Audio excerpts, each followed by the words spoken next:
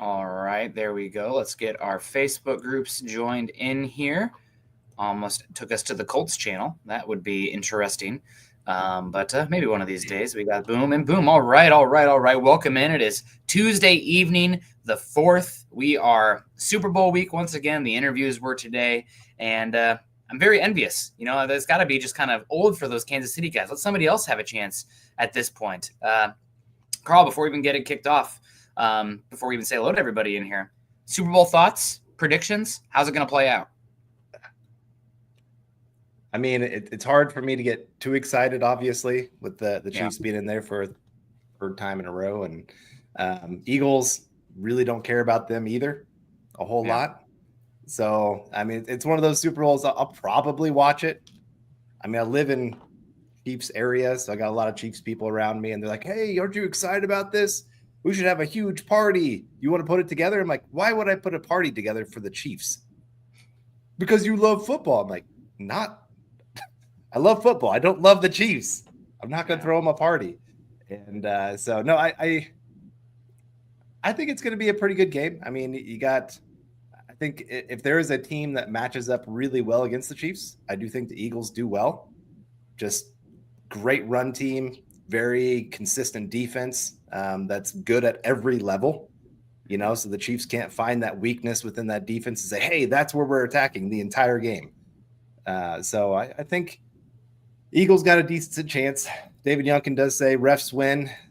We will see. I heard they were interviewing some of the officials this week, and they are getting ticked off that they are being accused of cheating for the Chiefs. I'm like, well, I'm sorry. If it quacks like a duck, if it walks like a duck, it's probably a duck. You're probably helping them cheat a little, but it's biased. I don't know if it's outright, cheating. Okay. Ernie Mays doesn't. Okay, maybe I should put it that way. There's obviously some things that go that way, and the NFL is a business. We do have to keep that in mind. And there might be some of that coming from up top of, hey, Chiefs get us a lot of views. We get a lot of extra people coming in that maybe wouldn't otherwise watch football.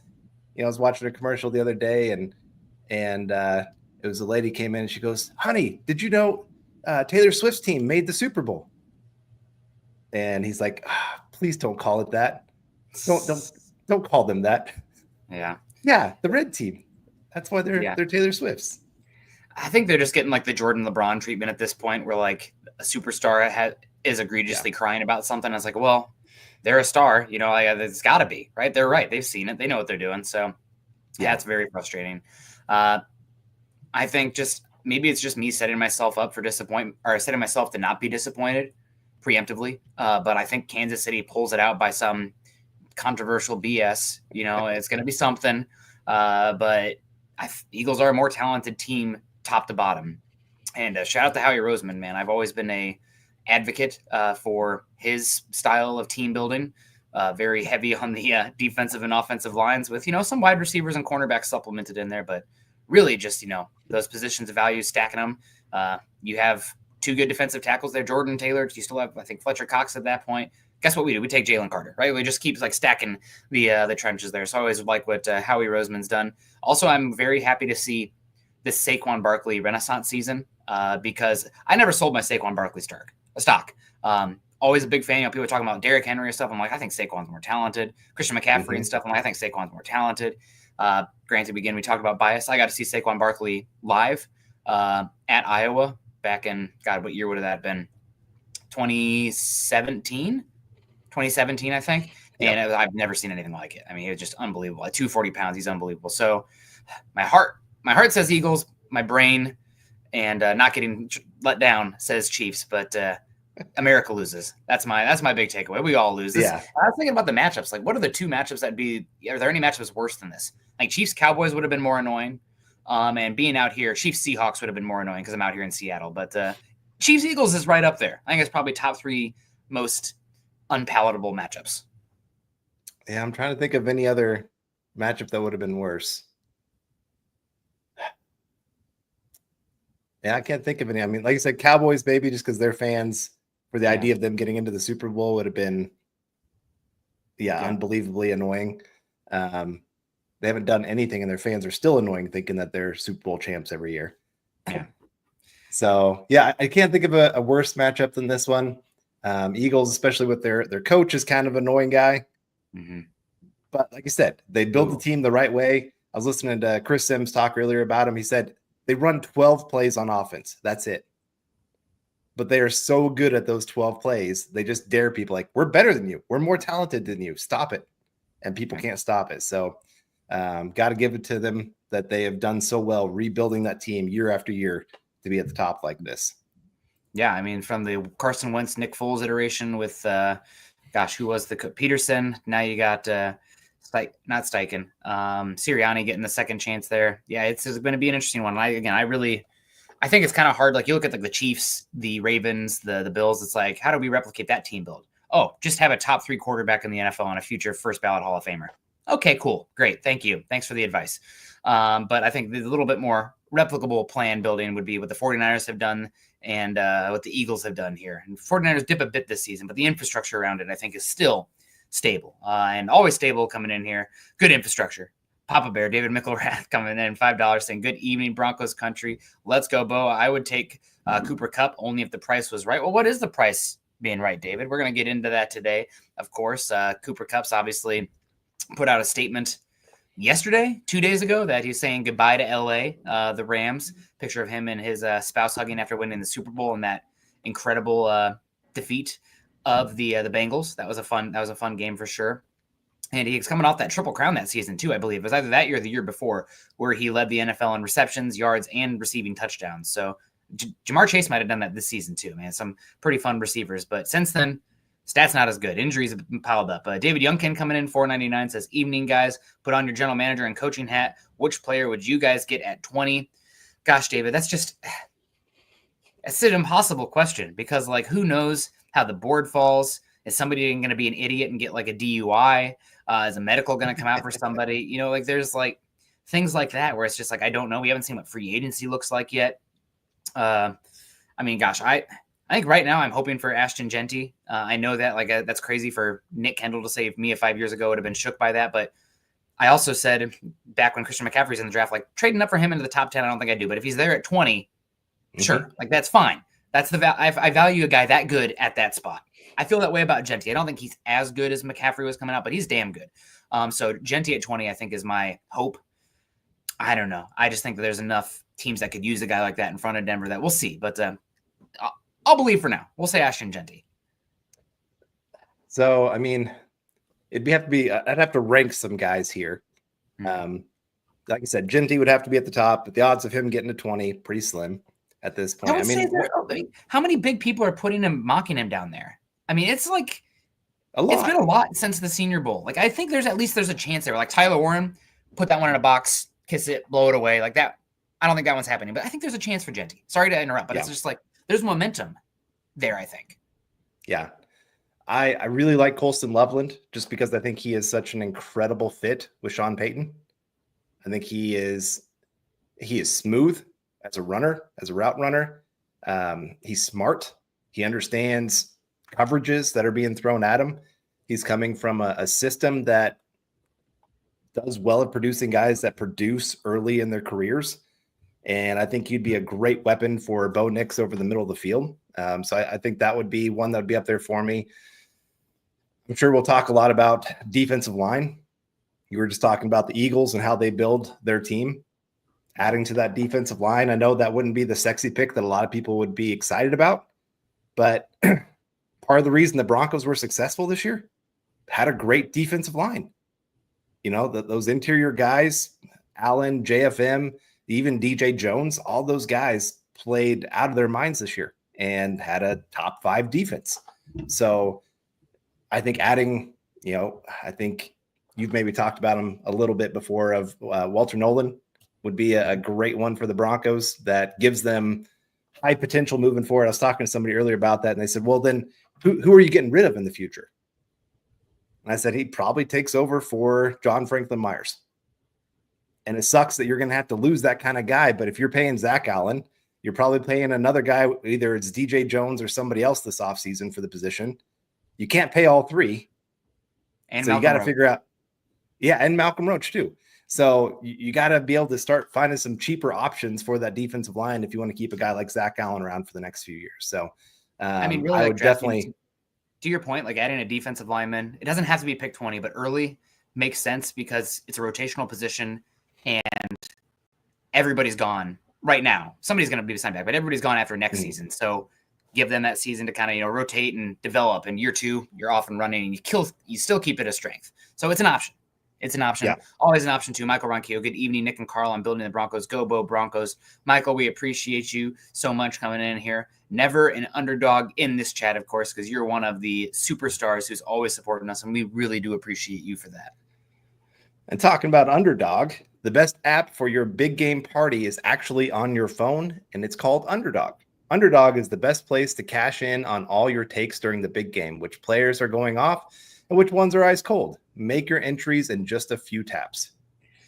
With their pick'em game, you could win up to 1,000 times your money just by choosing higher or lower on player stats such as touchdowns, yards, interceptions, and more. They've got all your favorite leagues, teams, stars to choose from. Create entries with all your football picks and mix and match across your other favorite sports. Underdog is the only pick'em platform that puts the power to cash out in your hands. Now you can either keep writing with your entry or tap the win now button to cash out whenever you want.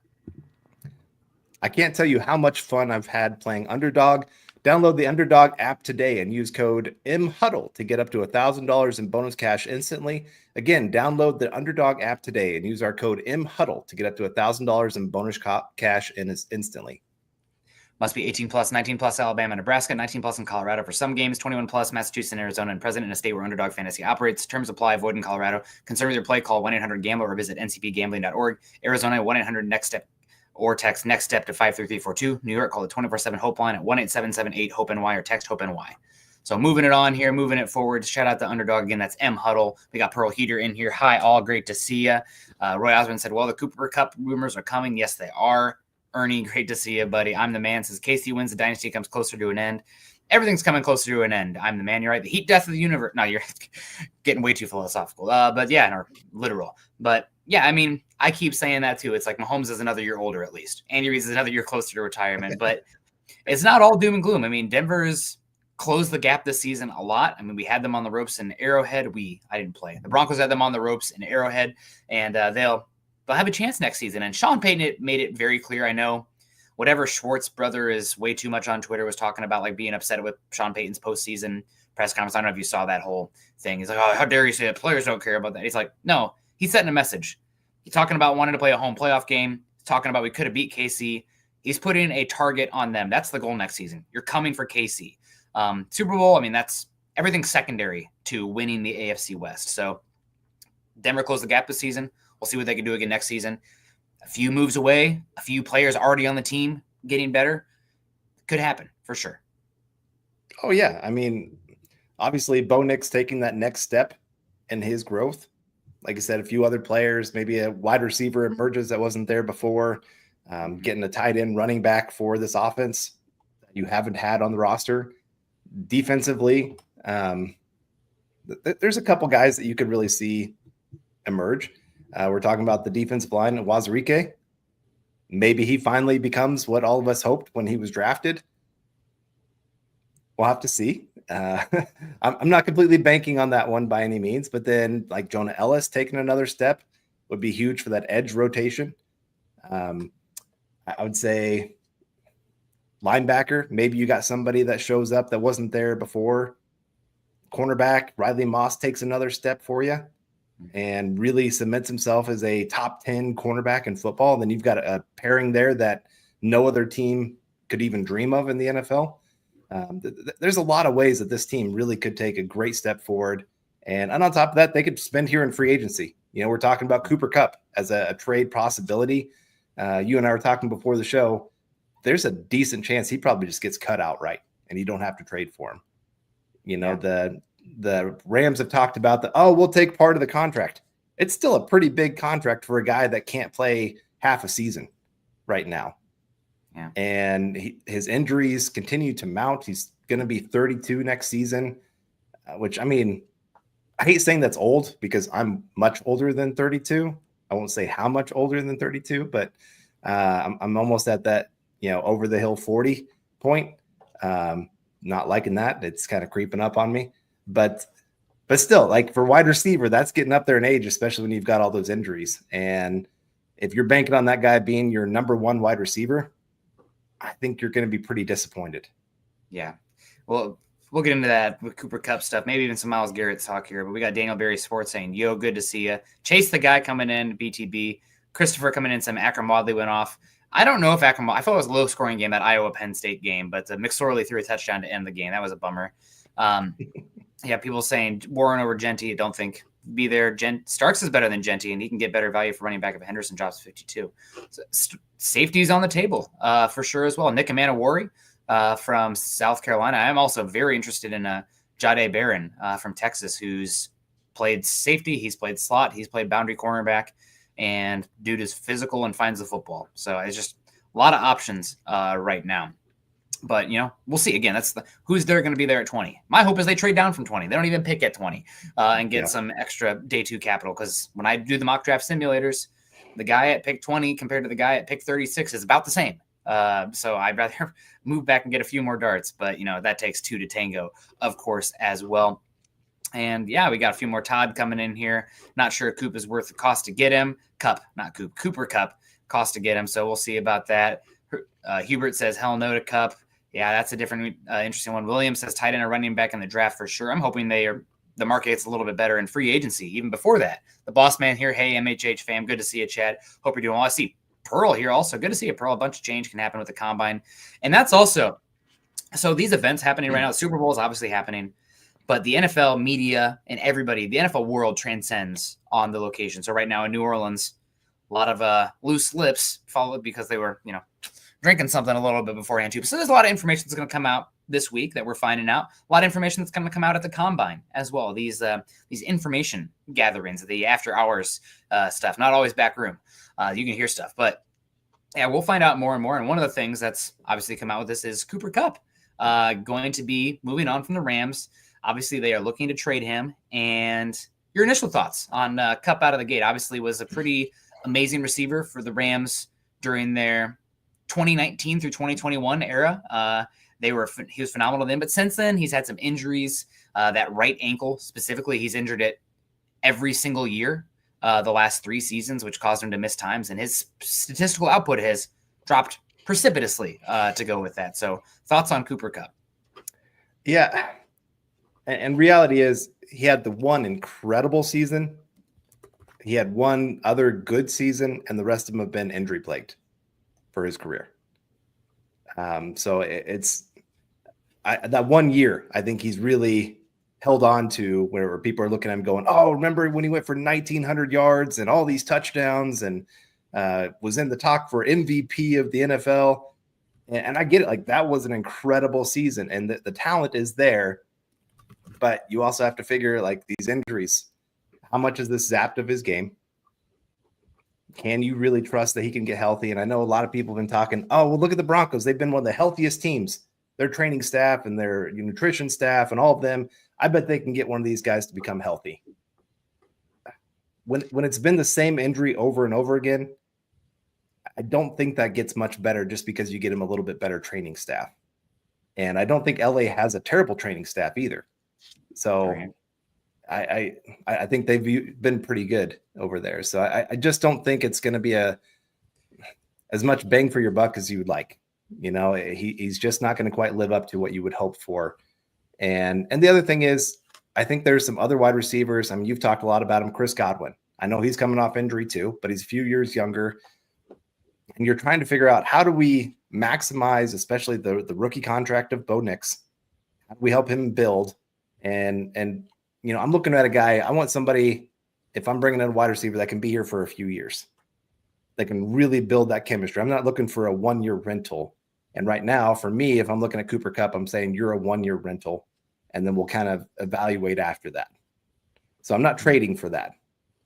And I don't know if contractually he would be a 1-year rental, because you are taking on $20 million in 2025 as it stands right now. So that's a roster bonus and another bonus as well, training bonus, something like that. And he's also due, I believe it was 18.5 2025 about in 2026 as well. So some big money for him. That's not just pure guaranteed either. So that'll be interesting to see. The 2026 is non-guaranteed, says Scott. So yeah, I guess it would be a 1 year if that is the case. I think I saw from NBC that they mentioned the 18.5 or whatever it was for 2026. And then Ian Rappaport comes out today and says, well, the Rams, not only are they willing to trade him, but they're also willing to pay that roster bonus or signing bonus early for him as well. And you can get that 20 million down to 12.5. Maybe they could do something like that to help a team as well, pay 8.5 on that. And I hear that it's like Cooper Kupp's getting released, isn't he? No, nobody's going to trade for it. Like it's already progressed to that. I don't know. Maybe somebody will, but I think moving that quickly down the tracks and some of the just general conversation I'm picking up from down there at the Super Bowl, I think a lot of people think Kupp is going to be outright released rather than a trade happening. Yeah, and if that's the case, I'm all for it. Because and you could trade and then renegotiate the contract. But you're also kind of stuck if you trade it for him, where you could come and say, hey, we'd like to get some injury guarantees built into this contract, where it's a $2 million base, and for every game that you play, you get a $500,000 bonus. Then it kind of works out for both sides, where it's game by game at that kind of point. If he's cut, then you can come to him with that kind of contract, and I would bet most teams would. Mm-hmm. And so he would lose a little bit of his powers in the negotiation part of it if he's not traded. And that's the way I'd rather go. And like I said, there's just other wide receivers I like in free agency. There's a couple in the draft that I like as well. There's still a couple young guys on this roster that I'd like to see what they can do to develop. So it's not one of those things where I feel completely pressured if we have to make a move like this for the Broncos to be good. And there's other receivers out there that have been rumored for trades. Garrett Wilson, we've talked about him before. He's going to cost a lot more than what a Cooper Kupp would cost in a trade. But he's a guy that you could really see being your true number one, being around for the next 5 to 8 years, and being a very productive wide receiver for you. There's just a lot of things that you could like in that kind of position. Mm-hmm. And so I would want to see what they're asking for. If it's anything above a fifth, and me taking on more than, say, 7-8 million, I'm probably out. I don't know if contractually they can change it any more than that unless they're ripping up the deal entirely. So because I know it's been thrown out, they could pay something early and make that 8.5 eaten, but I don't know if they can eat 12, 14. But I mean, who knows? I mean, if he's probably going to get a new contract or a restructure or renegotiation anywhere he goes anyway. And I'm thinking, again, you're taking on money. They seem pretty obvious wanting to sell. That maybe you're even talking about something like a late day 3 pick swap, like Denver sends a 6 and you get back a 2026 7 from them and you eat that money as well. Better than outright releasing them in that front. But is Denver going to want to pay that money? I don't know. The other aspect of this is, why are the Rams so eager to trade him? Right? Like, it's not, the Rams are coming off a playoff berth. Sean McVay, the defense has been rebuilt. You still have Stafford there for now. This begs other questions about Stafford still being there. We'll see. And you look at the Rams depth chart. I mean, outside of Puka Nacua, who is unbelievable, don't get me wrong, but their weapons are really lacking. I mean, you have Robertson, you got Tutu Atwell, who's been a relative bust. You got Ty Johnson, who's a journeyman, just kind of a mediocre 4th or 5th receiver. You have Tyler Higbee, who I would love in Denver, but he's just so middle of the pack. And also their running back, Kyron Williams, who I think is solid, but I think he's amplified a lot by the scheme out there and just by volume as well. Yeah. Philip Lindsay had a lot of stats. He had a lot of volume. So that's something that I lean into as well with Williams. So, and also the other aspect, the Rams are cap strapped. They have more cap space this season than the Broncos do. So why are the Rams so eager to move on from him? Is it the injuries? Is it just purely the cost? That all to me still screams like probably released and probably getting paid less than what the offset would be from the Rams even trading him and eating some of that cap. So I think we're on release watch right now for him. But I feel like we've been talking down about it a lot. I do want to at least talk about why it would make sense also for the Broncos. Cody W comes in $5 first. He says, if Genty, Warren, and Loveland are off the top 20, call the Jets and give them a first and third. Talking about Garrett Wilson, of course. He's 24 and proven talent. Yes, he needs to pay, but Sutton has, a year left? Yeah, if you bring in Garrett Wilson, you are saying sayonara to Sutton after the year. And, yeah, Garrett Wilson would be incredible. I would be excited about that. I posted back in October. I'd be like, I'd rather give up my first round pick and take Garrett Wilson because I think he's better than any receiver in this class. We'll see what happens there with Garrett Wilson. He's definitely worth watching. I know he's not as dominant, either a speedster to stretch the field and decompress the defense, or like a physical catch point guy who can do a little bit of slot work like Sean Payton has valued the wide receivers. But I honestly think we're making too much about what Sean Payton has had exactly in the past. I think Sean Payton, you can give him weapons, and I think he believes, because, smartest guy in the room, and he is most of the time, but he believes that you get the weapons there and he will figure out how to maximize them. It's not exactly the specific niche or anything like that. I guess he'd love a wildcat, but guess what? If he had 3 all-pro wide receivers, he'd make the most of that as well. Oh, no, I don't have he'd figure it out. He'd design guys to get open. So I think he's more so talented enough to just take advantage of what's there in front of him. And Garrett Wilson would be fine with that. Would you give up that first and third to get a Garrett Wilson? Man, that's the issue, is that you have to pay that contract right on the back end of it as well. And it's hard to give up that much because you're still working your way out of the dead cap stuff. And I think this roster just needs some young cost control guys. It's not about 2025. It's about 2026, 2027, 2028 with those guys as well. So I'm definitely giving up the first. Could I get like a 4th round pick or a future day 2 pick or something like that? I mean, it's intriguing. He's really talented. So that's something I'm into. I guess yes, but it depends on the contract as well. Like if it's coming in with a record-breaking contract, I don't think I could, because he's not a record-breaking wide receiver. Yeah. I do love him. I think he is a very underrated wide receiver in the football right now. I mean, I think he's gone over 1,000 yards every year. Mm-hmm. And that's with bad quarterback play most of his career so far in the NFL. I mean, I know he had Aaron Rodgers, but he had shell of himself Aaron Rodgers this last year. Yeah. And then before that, the Jets quarterback situation was just terrible. So I think you add him to a Bo Nix and a Sean Payton, it could get real fun real quick. But a first and a third, I mean, I'm torn because this isn't a great draft per se. So if you're going to give away draft capital, maybe this is the draft that you do some of that and you feel better about it, where you're getting a top 10 player for, pick number 20 and a third. So maybe you shouldn't be questioning it too much with this draft, but still it's a high price. And like I said, then you got to add in the contract as well. Yeah. But it's getting Bo Nix his number 1 wide receiver for the next 5, 6, 7 years. Yeah. That might be worth it for sure. I mean, you look at Joe Burrow, he got Jamar Chase. You look at Patrick Mahomes, he had Tyreek Hill. And I mean, all these guys have had that true number 1 wide receiver that the Broncos just been lacking for a long time. Yeah. And Scott's in the chat, 2 more years of control with Wilson, 3.5 cap hit in 2025 and 16.6 in 2026. And then obviously you have the chance for a is it the 5th year option or either the tag after that? I'm not sure. We're in line. 2 years of control. Is that with the 5th year option? I don't think they've placed that yet. It is. Okay. So thank you, Scott. But again, you're eligible for a contract extension after your 2nd year in the league. Not everybody does it, but it's the third. It's the 3rd year in the league you're eligible for an extension. I can't remember exactly which one it is because they just paid minors, I think, as soon as possible.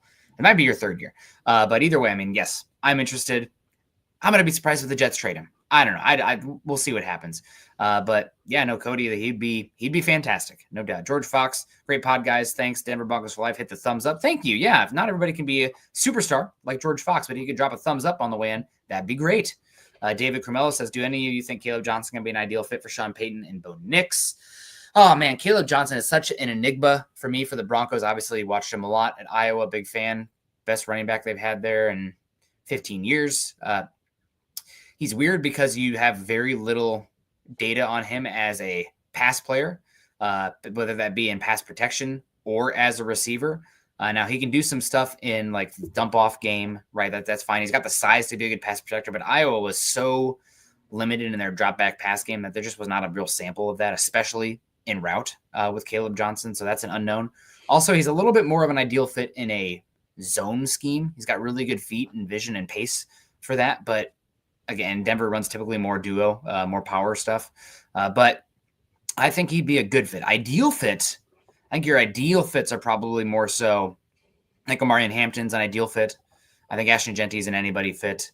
I think Henderson's an ideal fit. I'm really interested in LaQuint Allen too. So like looking at those guys. But again, I think Sean also is taking what's available for him. Like Darren Sproles is different from Kamara, is different from Ingram, right? Is different from, Deuce McAllister. He was there when they drafted Bush. So I think he'll take advantage. But Caleb Johnson, I think, is a little bit better in his zone scheme. He'd be fun. I mean, yeah. I think one of the great things that he brings the Broncos haven't had is he has incredible vision. And I think that can work in any scheme. And I mean, if the Broncos had that last year, a running back that could see where the hole is supposed to be opening up, how much better would this offense have been? Where we're actually some yards beyond what was expected, where they're actually seeing, oh, hey, the things are blocking this way. There's one run play. Everything had opened up to the left. And I think it was a Javonte Williams run. And like Garrett Bowles was that last guy pushing everybody to the right. And Javonte Williams cut back to the right into the guy that Garrett Bowles was blocking.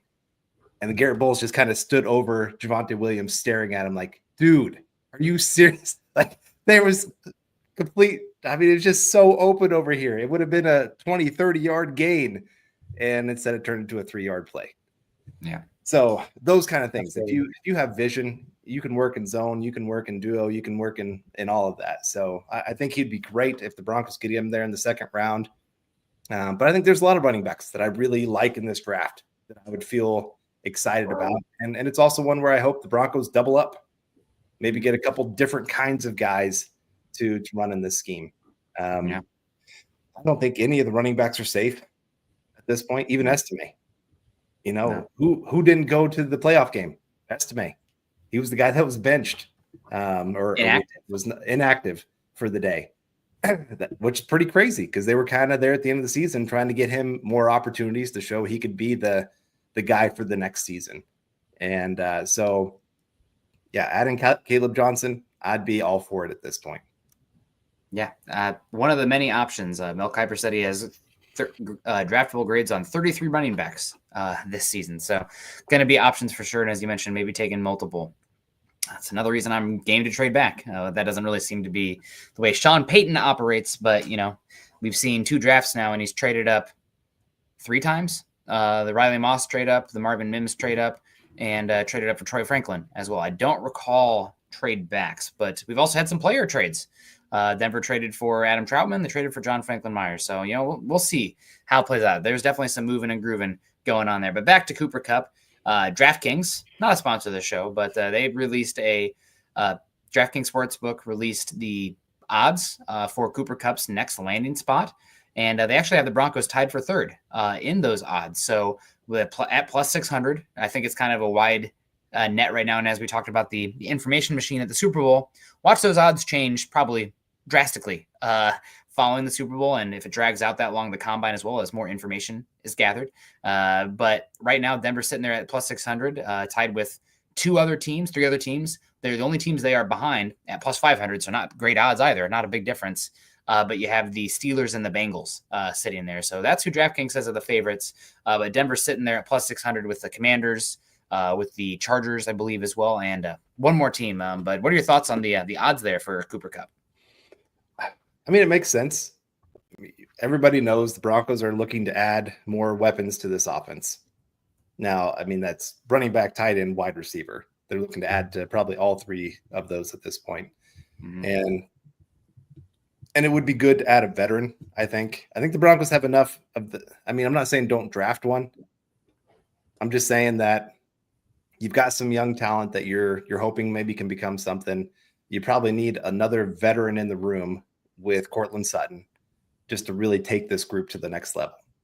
I still don't think it's Cooper Kupp, but if he is outright released and you can get him on that incentive contract, I think I'd be okay going after it or going after him. I don't want to go too crazy because I really don't think he's going to make it a full season ever again in his career. Yeah, and to that point, missed so many games the last few seasons. Just like even like you look at the target distribution, he received back in 2019 is when he really took off. 132 targets. 2020 he had 126, and then 2021 230. So a lot, but 2022 only 95. 100 in 2023, only 105 this season. The yards drop a lot as well by 200 yards, by 1,500 yards compared to that 2021 season. So he's just not been the same guy the last 3 seasons. Another year older, dealing with a lot of injuries and expensive. Right, that's another reason. I mean, the NFL, it's rough, man, but it's kind of like just life. It's the machine. You get old, they find somebody younger to take your place, and the wheel keeps spinning. So Cooper Kupp. That said, if he is released, I'm interested. But first, we got Phil coming in. We never release you, Phil. Says, good evening, Nick, Carl, and Deacon Scott. Do you guys see us taking a safety at 20? Certainly possible. We talked about that a little bit ago. Malachi Starks, he had a little bit of a down year this season. Still a really talented player, good instincts, can play boundary as well. Needs to clean up that tackling a little bit, but he's really interesting. You got Nick Amanawari, who's just like different as far as the physical profile. So just versatile box, 6'3", unbelievable athlete. And then Jahdae Barron, who's a little bit more of that slot safety hybrid that's really in vogue right now. So all those guys make some sense to me at 20. So, you look at our 2 worst games this last year on defense, the Baltimore Ravens and the Buffalo Bills in the playoffs. The 2 worst games that were losses. That Browns game was pretty freaking rough too. I know they had the pick sixes, but man, they were given. Okay, Jerry Jeudy just got another catch. Yeah, for sure. Okay, so even there, some of those plays were not just because our cornerback, not named Riley Moss, was having a terrible game. Mm-hmm. Some of that was our safety play was so bad. Mm-hmm. Yeah, and then the Buffalo Bills game, I can't remember, was it Locke or was it Jones that was hurt in that one? I think it was Jones was out. You mean the Ravens game? Or the Ravens game, yeah. Yeah, it was Locke who was hurt. Okay. And then you get to the playoff game, Locke was terrible. I mean, I think you could have an argument that he was the worst player in that entire game.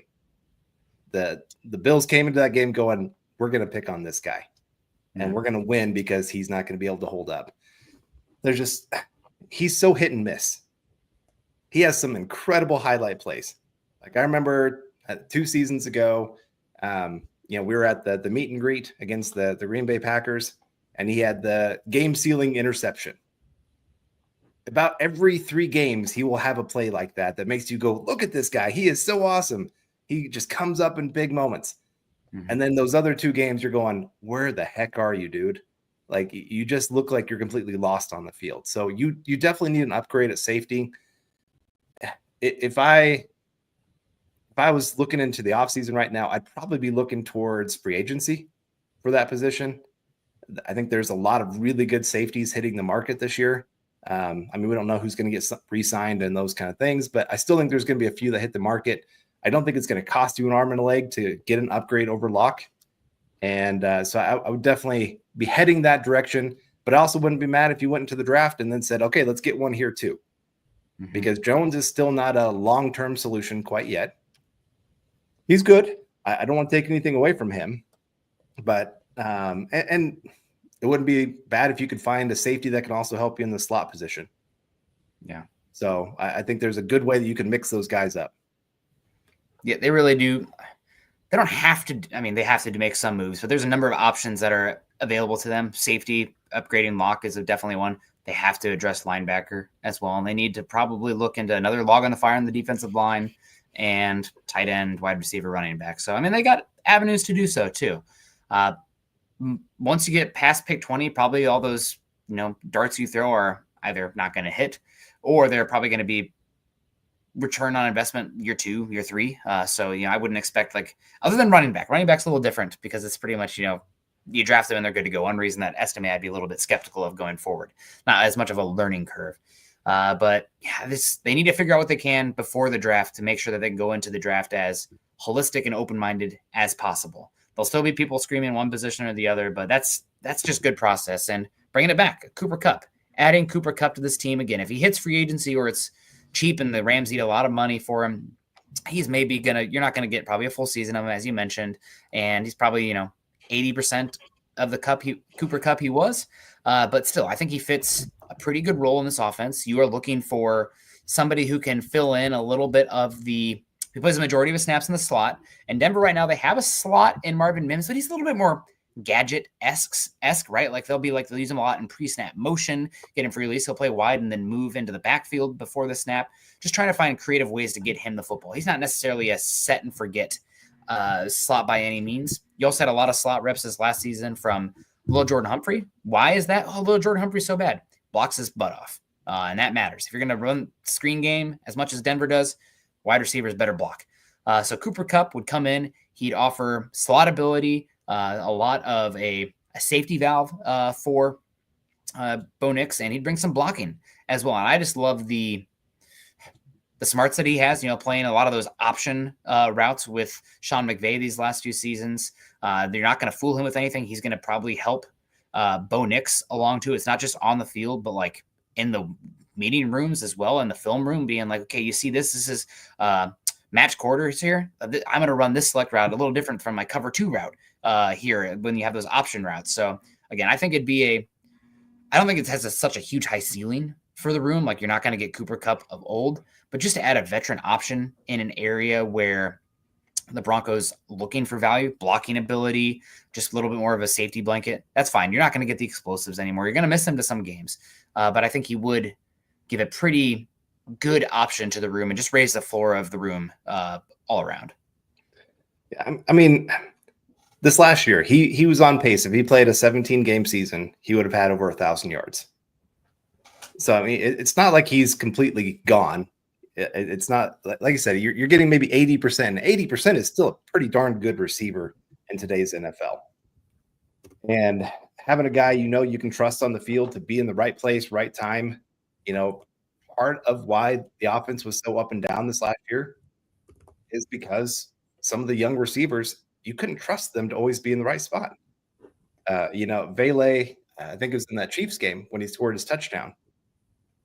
Like everybody's cheering because it was that whole tipped and all of a sudden he catches it and just kind of a crazy play. And he gets to the sideline. Sean Payton's yelling at him.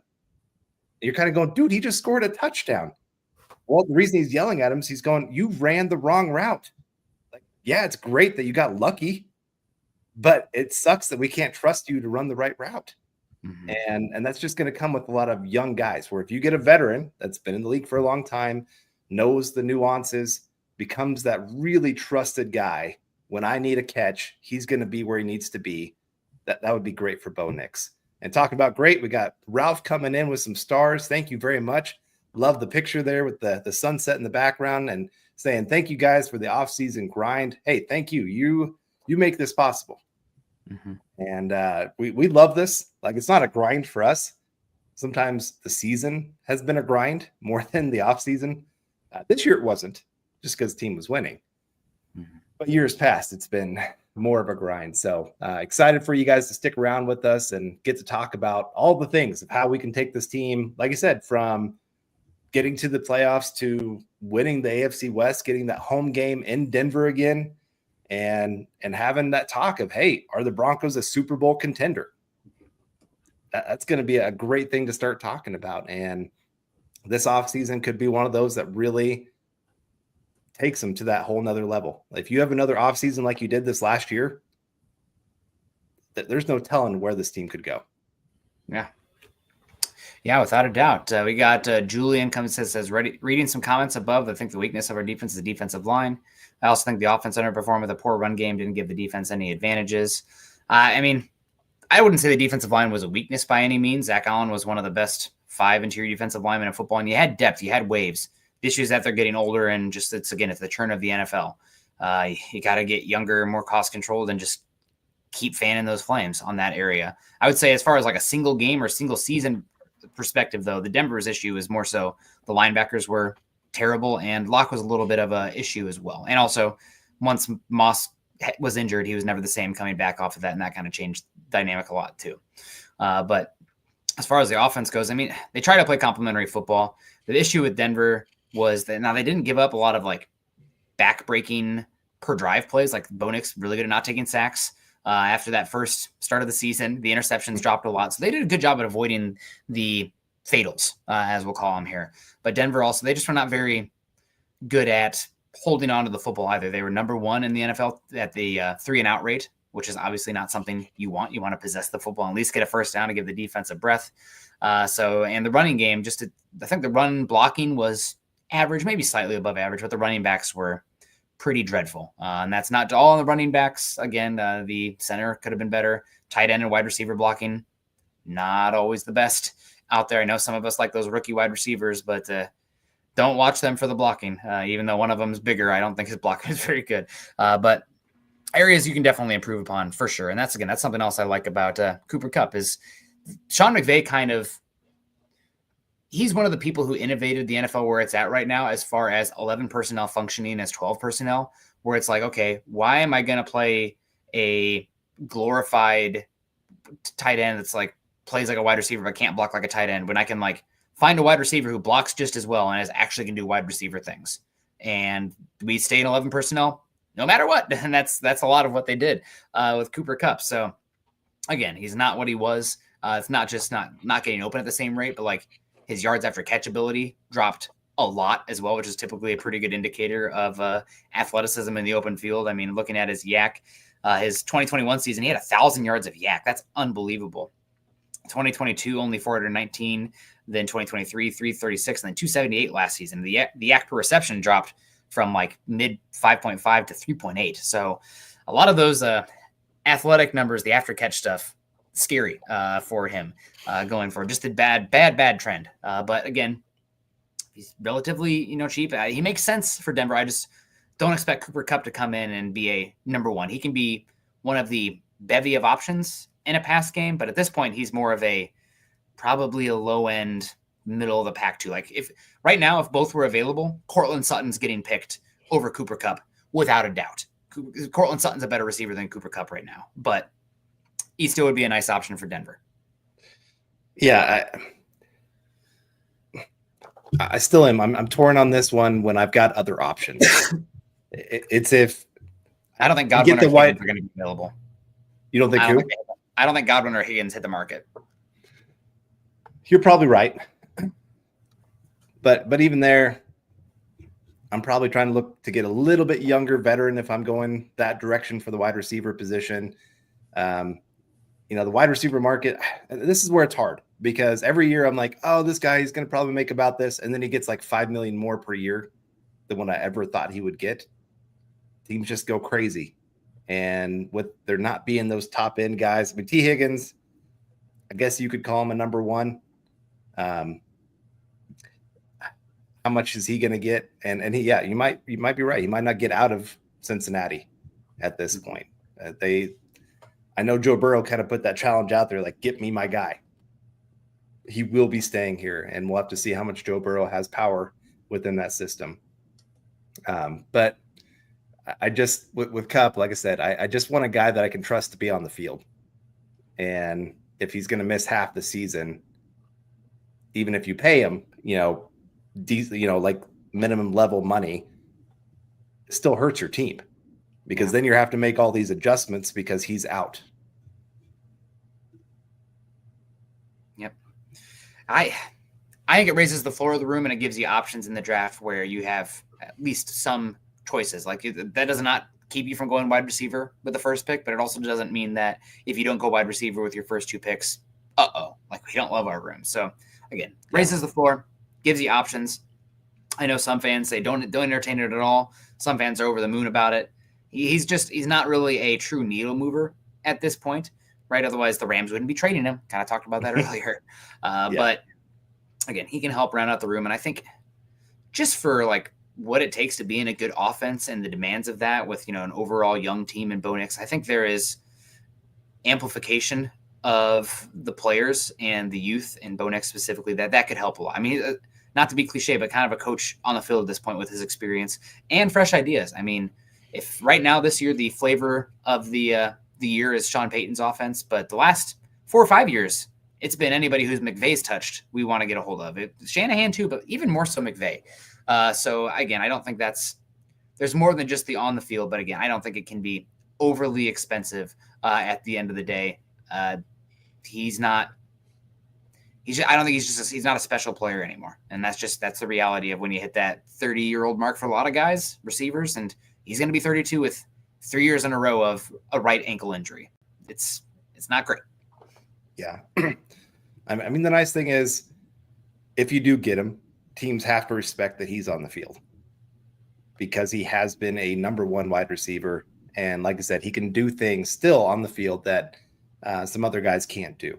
And it changes the dynamic of how you play the Broncos with him there. Mm-hmm. We were talking earlier with a few other people before the show. If you get that nice, Cortland Sutton's probably a high number 2 wide receiver. I'm not sure you could call him a true number 1, gotta have kind of guy, but he's good. I think he's another underrated wide receiver. And then if you get another number 2, it really opens up how you could attack with like a Marvin Mims, how teams have to respect your run game if you can get yourself a running back. All those kind of things start working off of each other and giving each of those guys more opportunities. Right now, the problem has been teams are kind of going, oh, let's stop Cortland Sutton. Good luck with anything else. Like make somebody else beat us. And other than Marvin Mims, you couldn't say anybody else has been able to do that for you. Yep. I see the comments about Cortland Sutton as well. Yeah, Sutton has been actually healthier than Kupp and 2 years younger. So again, that's one reason that you haven't seen the Broncos, not batting down the door to get Sutton to a new deal. So it's once you get that 30-year mark, and it also depends on what position you play. Like a 30-year-old at offensive tackle or quarterback, or even the defensive tackle is a little different than wide receiver, cornerback, running back. Like those are the positions that can fall off very quick, especially running back and cornerback. Well, guys, that's probably going to wrap it up. I mean, Cooper Kupp, I guess the final thing I'll ask you here, Carl, yay or nay? Just overall, just leaving it vague. Yes or no? Smash or pass? Cooper Kupp. I'll go yay. Okay. As much as I've talked against him, he's still a decent player in the league, and he'd be the number 2 wide receiver on this team right now. I mean, Marvin Mims is great, but he's a gadget player. He's not really a true wide receiver. So I'm not really counting him at this point. Mm-hmm. And he can't be trusted to do traditional wide receiver things on a regular basis. So like I said, he'd be number 2 wide receiver. Broncos need a number 2. I don't see Vele getting to that point. As much as I like him, I think he's a good number 4, number 5 wide receiver. Troy Franklin, I'm sorry. I don't think he's going to be good for the Broncos. I don't think he's getting out of his rookie contract. He's got talent. Don't get me wrong, but I don't know if he has the head for the game. And that's a problem. We'll see. We'll see. And final thing here, Randy says, Myles Garrett. That's a yay for me. Myles Garrett's a yay for me. What would it cost? Would Nick Bonito in your first? Sure. I know we had a lot of Nick Bonito conversation in here already. Bonito was great. We'll see how much Denver values him if they rush to sign him to a new contract this offseason or not. But Myles Garrett's one of the 3 best defensive players in all of football. And I know he's older as well, but if we're trying to make a run, close the gap on Kansas City during this Bo Nix rookie contract window, Garrett says we're playing ball. So I don't know what it's going to cost. I don't even know if Denver's one of the teams he'd want to go to or if he wants a more bona fide contender. But if he's available, 31 teams should be calling. Yeah. It's crazy that a guy like that could be hitting the market. I mean, it would give the Broncos 2 of the 3 best defenders in all of football. Mm-hmm. You'd have a true difference maker on that defensive line, both in the run and the pass game, that teams absolutely have to respect. I mean, Zach Allen, he would be licking his chops going, oh my gosh, look how open it is for me. John Franklin Myers, got Jonah Ellis that then can learn from a guy like that. There's just a lot of things. Like I said, if it's Nick Bonito in our first round pick, that seems cheap, honestly. That's cheap. I would, I mean, I would guess it would cost more than that. plus. Yeah. But still, like I said, you get that kind of difference maker, you take that chance. And especially with Bo Nix on his rookie contract, you can handle that kind of contract for Myles Garrett and be fine with it. It's also about maximizing this window. We have plenty of offseason to talk about it, but Bo Nix is a franchise quarterback. I mean, I still want to see another year of data, but I think I'm comfortable saying that he's going to be one of the 20 best quarterbacks in the NFL. Now, to what degree is he going to be a franchise quarterback? Like, can he climb up his way to, you know, the Justin Herbert, Dak Prescott, Jared Goff area? Maybe. Can he reach that top four? That's, you know, the Burrow, Allen, Lamar, Mahomes. I mean, maybe, but we have a long way to worry about that and talk about that. So right now it's about, like, how can we Brock Purdy this thing? Like, I don't worry about if he's a lead or not or whatever. Let's build a super team around him and go get it during this relatively short window of cost control. Mm-hmm. And Myles Garrett matches up with that. So again, I don't think it'll happen, but fun to talk about. Fun show today. Appreciate everyone coming in here, all the star givers. We got, of course, Papa Bear in here, David Youngkin, of course, Michael Ronque a few times, Cody W, great, George Fox. We got our guy David Carmelo, Phil McLaughlin, and Ralph as well. Appreciate all you guys coming in. Make sure you're following Carl and I on Twitter. Carl's at Carl Dumler MHH. I'm at Kendell MHH. Also follow us at Mile High Huddle. If you haven't done so yet, we're over at facebook.com/Mile High Huddle and facebook.com/Mile High Huddle pod. And as that ticker says there underneath, please subscribe, smash that like button, share, leave a comment. All that stuff is great. Any final thoughts, Carl? No, I mean, I guess yay for all the fun commercials on Sunday, right? Mm-hmm. I can't remember who's doing the halftime show. Maybe it'll be entertaining. We'll see about that. And just fly, Eagle, fly. You don't know who's doing the halftime show? You're giving me a hard time. I love Kendrick. I actually don't remember. It's Kendrick Lamar. Oh, okay. There you go. Okay. All right. Well, I hear a baby screaming, so I need to go help with dinner. Appreciate everyone. Have a great Easter night. Continue to choose kindness and compassion. Go Eagles. Go Broncos.